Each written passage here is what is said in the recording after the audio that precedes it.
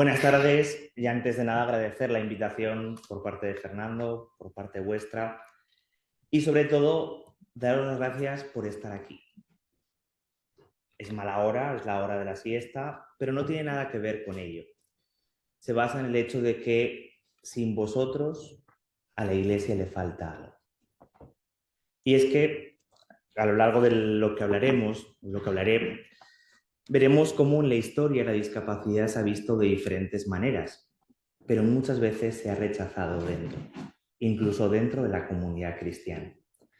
Y el hecho de que vosotros estéis o sintáis parte, aunque seguramente con sus luces y con sus sombras, es significativo para la Iglesia de hoy en día. Fernando seguro que me lo ha escuchado alguna vez decir. Yo terminaba mi tesis doctoral, está hecha sobre autismo y catequesis, y terminaba diciendo que si las personas con discapacidad no están dentro de la comunidad cristiana, no está todo el pueblo de Dios. Pero antes de entrar en ese camino, hace unos años el Papa Francisco, que en paz descanse, comenzaba ese proyecto sinodal con aquellas tres famosas palabras: misión, comunión y participación. Y en 2024 salía un documento en el Vaticano que se llama Alegría sin límites. No sé si habéis tenido la oportunidad de escucharlo o de acceder a él, pero es un documento muy interesante en el que vuelve a colocar la discapacidad dentro de la comunidad cristiana. Francisco reconocía que las personas con discapacidad son los exiliados ocultos. Son aquellos de los que nadie habla si no están. ¿Por qué? Porque a veces hemos cometido el pecado de no esperar que estén. Y ese seguramente ya ha sido nuestro gran error. Desde el momento de la creación, la discapacidad comienza a hacerse presente.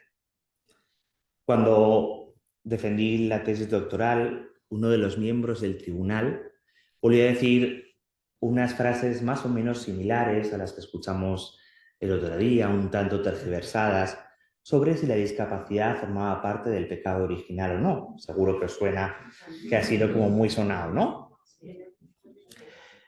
El caso es que fruto de ese encuentro con ese profesor, en un buen clima de diálogo, yo entendí que no podía formar parte del pecado original. Aunque a veces siga existiendo esas reminiscencias dentro de la teología cristiana. ¿Cómo pertenecer al pecado original a algo que es una condición y cuya existencia es una condición más? Claro, somos creados a imagen y semejanza de Dios. Entonces, es que la discapacidad afea la imagen de Dios. Es verdad que ninguna persona somos una perfecta imagen de Dios. Somos un icono que en cierto modo transparenta y a la vez no del todo esa imagen de Dios. Pero si la discapacidad formase parte del pecado original, en ningún caso estaría o se posibilitaría que fuera eliminada. Es decir, el pecado original borrado en el bautismo no elimina la discapacidad. Entonces, ¿en qué consiste? Si analizamos a lo largo de la escritura diferentes textos o manifiestos de la discapacidad, es verdad que en el Antiguo Testamento hay algunos de ellos, especialmente el libro del Levítico, donde dice que y prohíbe que las personas con discapacidad realicen ofrendas ni ofrezcan animales con discapacidad. Por esa imagen de la demasiada perfección. Porque la discapacidad en muchos casos fue asumida como una imperfección. Pero he aquí que Jesús se encarna, se presenta en el mundo y cambia la acción para siempre.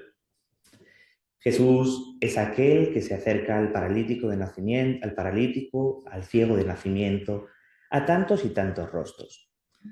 Es verdad que en alguno de ellos desafía la autoridad previa mediante la sanación. Pero, por ejemplo, es famoso el conocido texto del ciego de nacimiento, en el capítulo 9 del Evangelio de Juan. En él le preguntan a Jesús quién pecó, si él o sus padres.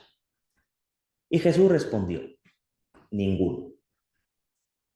Y entonces, ¿dónde queda la discapacidad? Ya no forma parte de un pecado original que se va transmitiendo de generación en generación. No forma parte de una imagen errónea de Dios, sino que, por el contrario, se presenta como una capacidad más o menos significativa del sujeto. Una capacidad o un condicionamiento, como personalmente me gusta decir, de la discapacidad o de la persona. Esto entronca un poco con aquella famosa definición de la discapacidad allí en la convención en Nueva York, allá por el 2001, seguro que os suena, en la cual la discapacidad no fue definida como un estado. Y es que hasta ese momento, o hasta el momento sobre todo de la Segunda Guerra Mundial, la discapacidad fue definida como un estado. Y una persona con discapacidad siempre y para siempre tenía discapacidad. En cambio, a raíz de esa convención en 2001 en Nueva York, y que luego fue firmada por todos los países de las Naciones Unidas, se reconoció que la discapacidad no era tanto un estado cuanto una dificultad para responder a una demanda que el entorno generaba. Ese cambio, que puede parecer un juego de lenguaje, y de hecho alguien alguna vez me lo ha dicho, tiene más sentido del que nos parece. Ya no somos discapacitados, somos personas con discapacidad. Ya no nos define lo que no podemos hacer, porque podemos hacer muchas cosas, mientras que alguna no podemos hacer. Es verdad que en este caso estamos con vosotros, con ciegos católicos, y es verdad que a lo mejor tenéis una dificultad para la visión, en un grado o en otro, más amplio o menos amplio, pero en cambio, seguro que si hubieseis estado ayer en el concierto en la Basílica del Pilar, habréis disfrutado como enanos, si os gusta esa música. Hay que tener un poco de... Pero si hubieseis estado, habríais participado totalmente y sin ningún tipo de dificultad. Ese es el claro ejemplo de por qué no hablamos de discapacitados. Es el claro ejemplo de por qué hablamos de personas con discapacidad. Y esto mismo, aunque parezca cosa banal, pasaba en la época de Jesús. La discapacidad fue una razón para ser apartado de la comunidad cristiana, mientras que en la acción con Jesús fue devuelto a la comunidad cristiana e introducidos medios que facilitasen su participación plena y activa. También en Lumen Gentium 8 os hace presente la discapacidad hablando de la debilidad humana. Una expresión que, perdonadme, pero no me gusta. Porque no me gusta considerar que una persona por tener una discapacidad es débil. Y creo que no sois débiles. A veces vosotros mismos os creéis que sois débiles, pero no lo sois. Sois personas que tienen una serie de limitaciones como tenemos otros muchos. Es por eso que si no, nos deberíamos situar en una lógica que no es la propia, porque nos situaremos en la lógica de una falsa caridad, de una falsa condescendencia y una falsa lástima. Ay, qué pena que no puede ver. Ay, qué pena que no puede andar. Ay, qué pena. ¿Qué tal? Y en cambio, la pena y la lástima no valen para la acción pastoral en la comunidad cristiana. Sois sujetos de pleno derecho. Sois sujetos y miembros activos, o al menos estáis llamados a serlo, en las comunidades cristianas, allá donde estéis. Por eso, no cabe reconocer la discapacidad como una debilidad. No vale reconocer que cada uno de vosotros no está llamado a ser cristiano activo en la comunidad. Francisco, es verdad que a lo largo de todo su magisterio sí que fue capaz de presentar una cierta cercanía hacia las personas con discapacidad. Seguro que recordamos escenas como aquella del niño con autismo que saltó al medio del escenario en el aula Pablo VI, o aquel rostro casi desfigurado al que se acercó y le besó. Pero estos gestos de Francisco no solo son gestos, son acciones. De hecho, Christus Vivit, no sé si os suena, aquella locura que le dio al Papa por hacer un sínodo con los jóvenes, les dijo a los jóvenes con discapacidad que estaban llamados a la amistad con Cristo. Si la comunidad cristiana no fuese capaz de introducir los elementos necesarios para participar, la propia comunidad cristiana no estaría siendo capaz de hacer que las personas, en este caso con ceguera o con discapacidad visual, no pudiesen participar de la comunidad. Jesús no solo cura, Jesús se acerca a la persona con discapacidad. ¿Qué quieres que haga por ti? Ese acercamiento de Jesús, ese abajamiento que llamamos los teólogos, es seguramente una de las claves para comprender cómo debe ser la atención a las personas con discapacidad. Acercarnos a vosotros no es acercarnos desde una supremacía o desde una falsa superioridad de que yo no estoy limitado y vosotros sí, porque seguramente yo tenga más limitaciones que otros muchos, sino que ese acercamiento de Jesús es en el fondo el acercamiento que debe representar y que debe actuar en la Iglesia. Todo esto solo es posible desde un principio teológico que seguramente hoy en día no está del todo investigado, poco abordado, que es el tema de la hospitalidad. A veces lo hemos oído especialmente en el mundo de los migrantes, en el mundo de los refugiados, cómo atender sobre todo a las personas que vienen huyendo de situaciones desastrosas, pero la hospitalidad como criterio teológico y pastoral es la clave para la atención a las personas con discapacidad.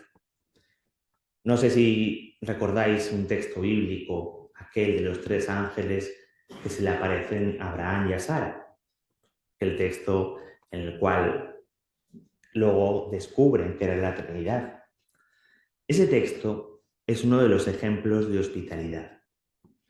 La hospitalidad, en el fondo, es ser capaz de acoger al que no esperamos que nos dé nada.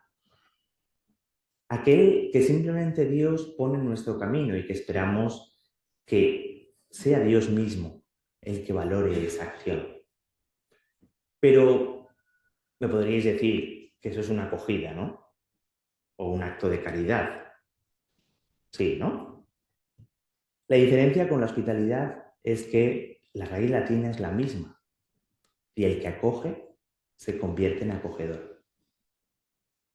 El discípulo se convierte en apóstol. Que la persona con discapacidad sea acogida en clave de hospitalidad en la comunidad cristiana habla de que luego esa persona va a acoger a otros, va a ser sujeto activo en la comunidad. No me atrevo a preguntar cuántos de vosotros os habéis sentido activos en las comunidades cristianas y cuántos os habéis sentido como meros destinatarios de la acción.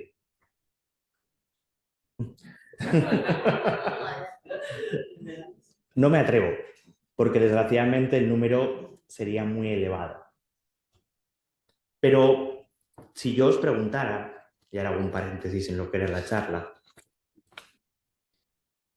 ¿qué pensaríais si la Iglesia no contara con vosotros?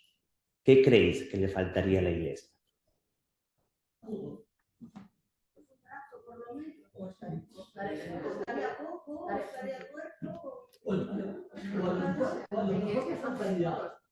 Al mismo Cristo.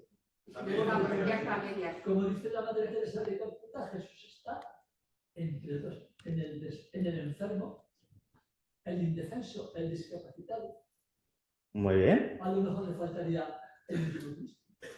Uh-huh. Y alegría también por ahí. ¿Alegría por qué? Porque también provocamos alegría. En el sentido, una persona puede estar discapacitada, pero si tiene un buen humor y tiene esa menos. O sea, hay gente que me lo ha dicho. Dice, es que vosotros provocáis alegría, porque además hacemos bromas con nuestra profesión. Yo, por ejemplo, hago bromas cuando de no. Sí. Pero eso es después de asumirlo, ¿eh? Claro, claro. El proceso de asunción no es fácil, ¿no? ¿Y qué más le faltaría a la Iglesia? Fuerza. Aquí han dicho que caridad.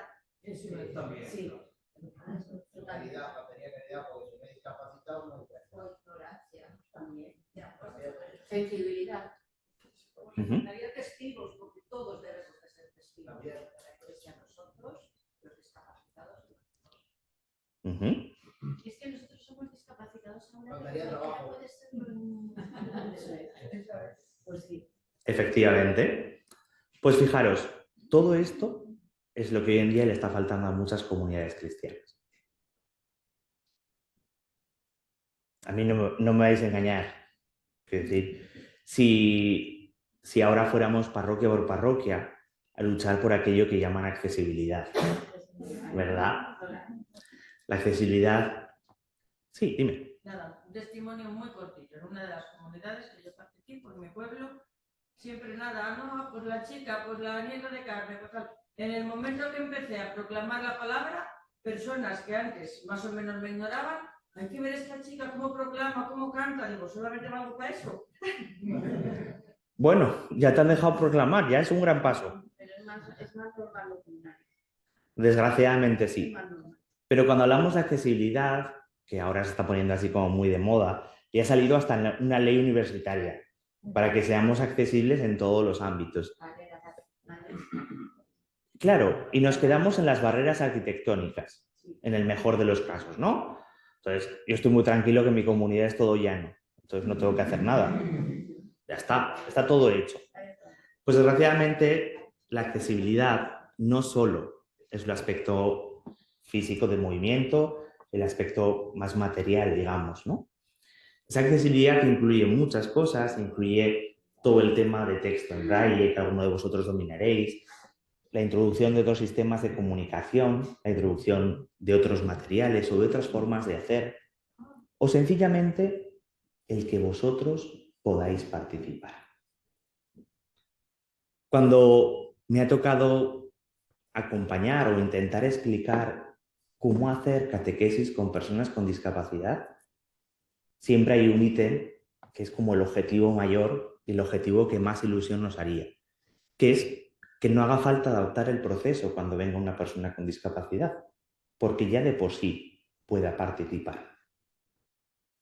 Pero siendo conscientes de que a veces eso es muy difícil por el gran cambio que supone, aunque diré que lo he conseguido en alguna comunidad, implica un cambio de mentalidad. Implica ese cambio de pensar que vosotros sois parte activa de la Iglesia. Sois parte significativa. Y me preguntabais por algunas propuestas concretas.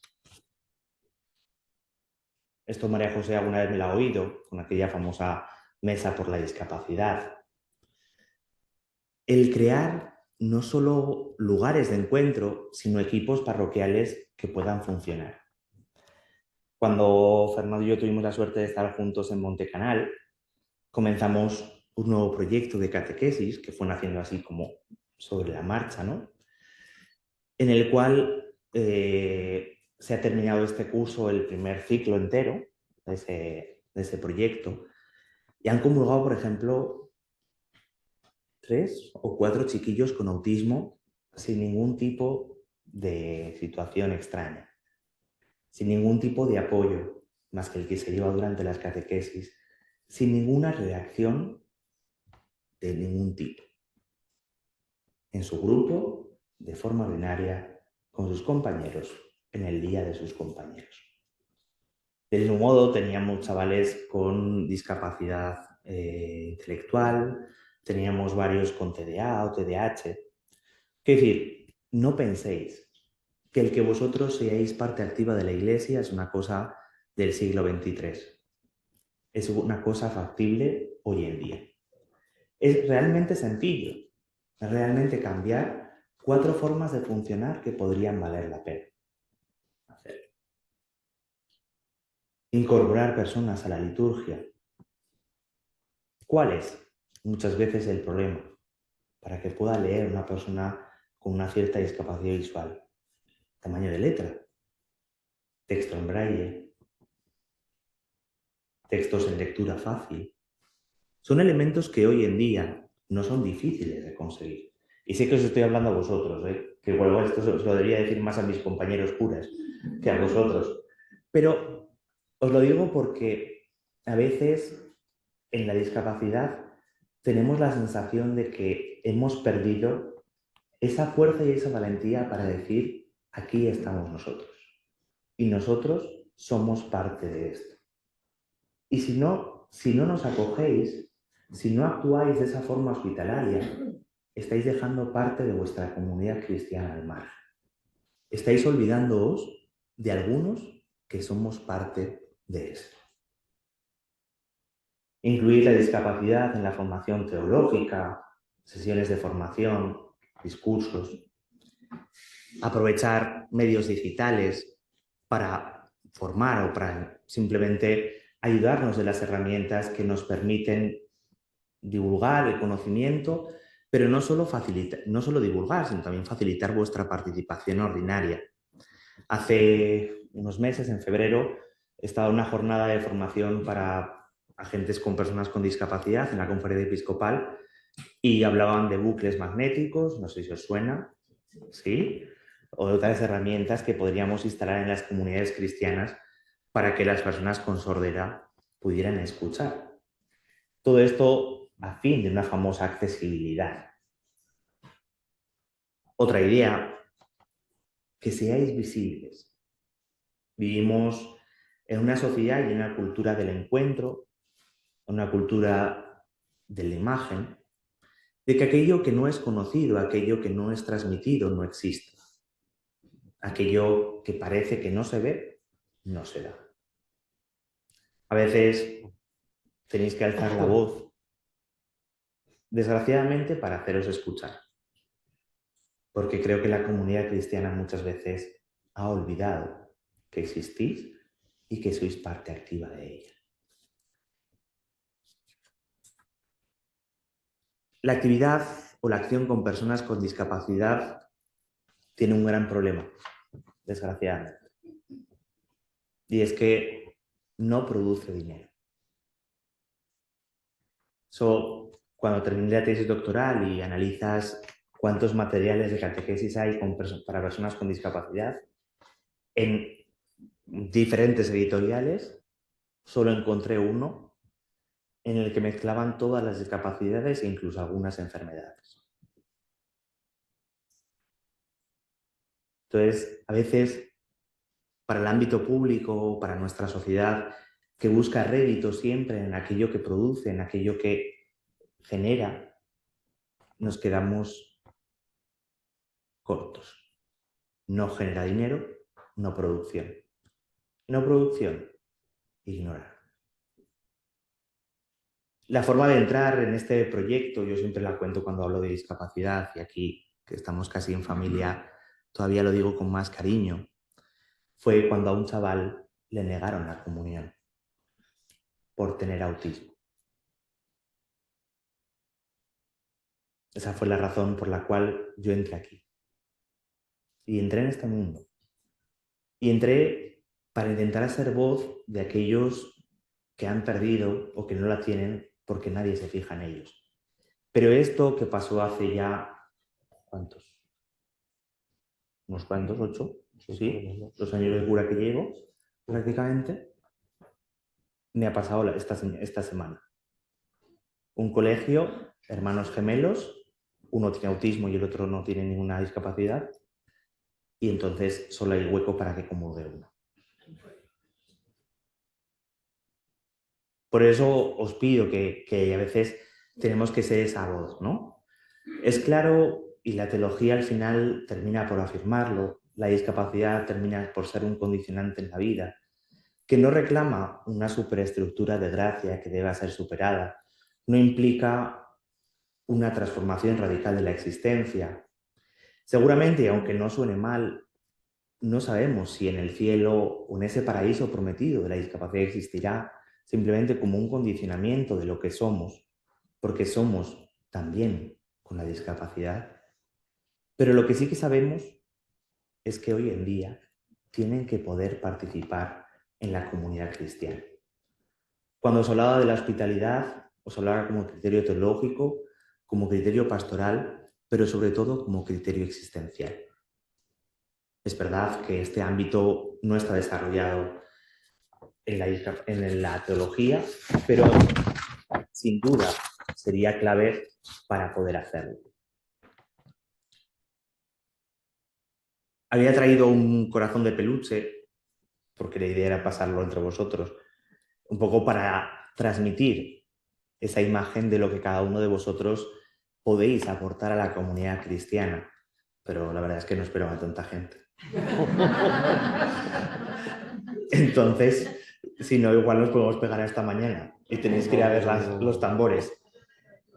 Lo que sí que quiero terminar con ese proceso de sinodalidad que se abrió con el Papa Francisco, ese proceso no solo hablaba de hacer las cosas de otra forma, no solo hablaba de una misión y de una comunión compartida, no hablaba de una participación, sino que hablaba de una dimensión clave que todavía estamos intentando entender en la comunidad cristiana. Ha llegado el momento de hacer las cosas juntos. Sinodalidad no buscaba que participara todo el mundo, que participaran los jóvenes, las personas con discapacidad, los ancianos. Buscábamos hacer una forma diferente de hacer todo, hacerlo juntos.